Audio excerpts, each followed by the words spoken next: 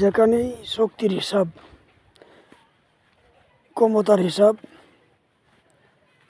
আইনের কোনো হিসাব নাই, নীতির কোনো হিসাব নাই, সেখানেই অশান্তি, সেখানেই কলহ, বিবাদ, ঝগড়া, ঝামেলা, বিশৃঙ্খলা। যেখানে আইনের হিসাব আছে, নীতির হিসাব আছে, শক্তির কোনো হিসাব নাই, সেখানেই শান্তি আছে, সেখানেই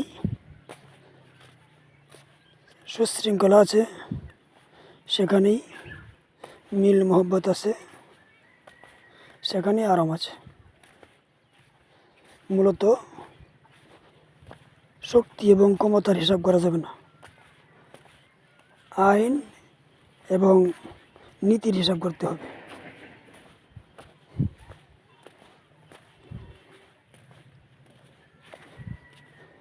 আইনের প্রতি, নীতির প্রতি শ্রদ্ধাশীল হওয়া জরুরি।